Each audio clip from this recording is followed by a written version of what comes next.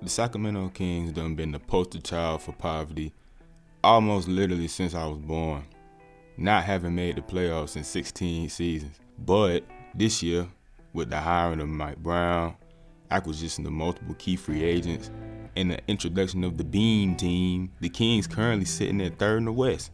The thing that I believe brings all of this together though is Domantas Sabonis. He's been the glue and the vocal point of what they do now, specifically offensively. Sabonis is averaging 19 points per game, as well as a career-high 7.3 assists, and has continued to be a force on the boards, averaging a career and league-high 12.4 a game. Acquiring Sabonis was a move that was heavily scrutinized by many at the time it was made, including myself, but it's actually turned out to be a major win for the Kings. The biggest and most important aspect of Sabonis' game is most definitely his passing. Combining his height with his abilities, he's able to make a variety of deliveries, not only making him just one of the best big man passers, but just one of the best passers in the league, period.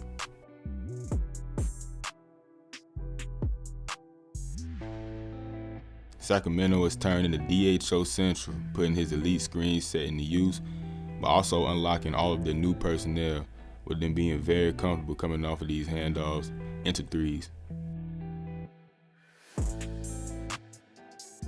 What's really been impressive from them though, and adding an extra wrinkle to their offense, is their ability to further operate as pick and roll ball handlers to make plays.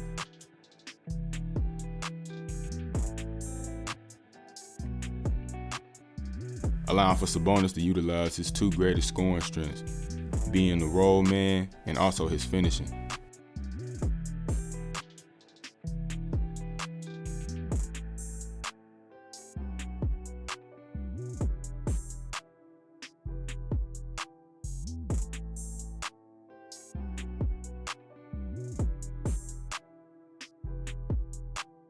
He's also great at finding and sitting in open voids in or around the paint, something that his position change to a full-time center and usually being surrounded by four shooters has opened up the floor for him to do.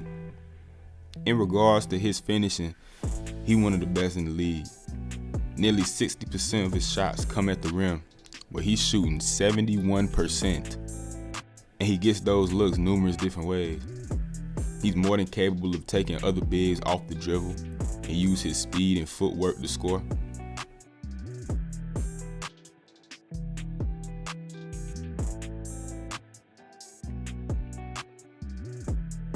To the point that I forget how big and physically imposing he is, able to punish defenders in the post.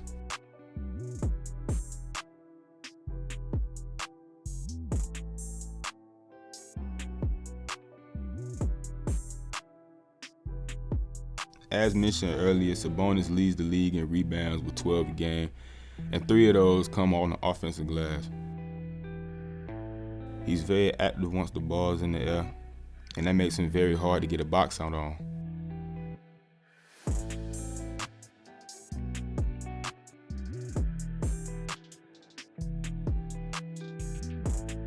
His strength again shows being able to move bodies in the paint.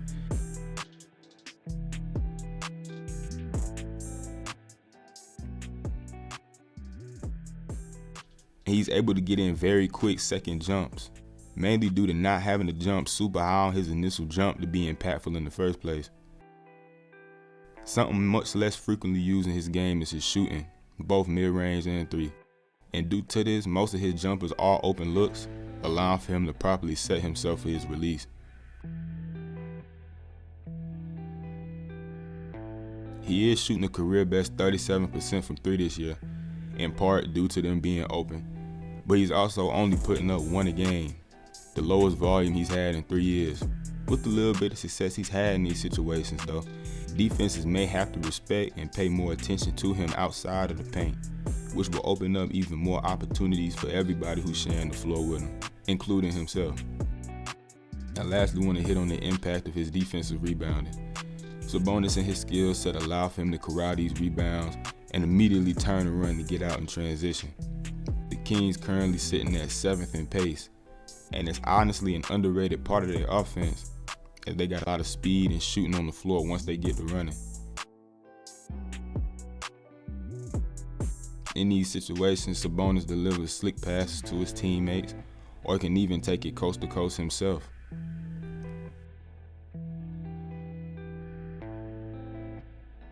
This year toting a 112.5 defensive rating, Sabonis has made big improvements this year to actually become a positive on defense. He's been solid in pick and roll coverage this year, mostly preferring the drop as it's easier for him to do and puts him in better position to crash the glass. But he's shown an ability to step up more and play at the level of screens to take away quick pull-ups, or at least buy himself enough time for the on-ball defender to recover back to the ball. And depending on the matchup, Sabonis can use his good feet to really get out and blitz ball handlers.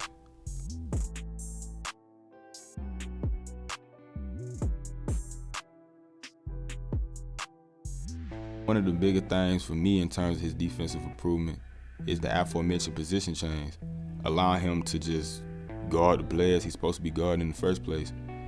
He's a big body down low that's hard for any big to just move out the way.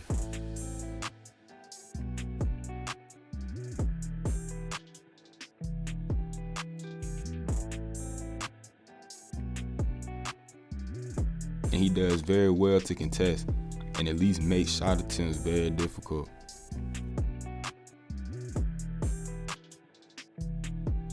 Now, by no means is Sabonis a shot blocker, only averaging 0.4 a game, but he's great at being positioned with hands up or properly getting vertical, often forcing misses.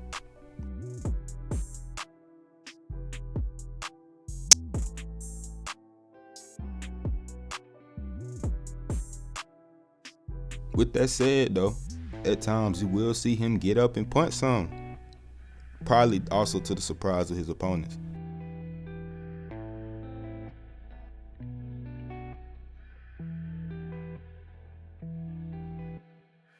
Domantas Sabonis has been one of the best and most impactful players in the league this year, bettering and unlocking the abilities of all his teammates.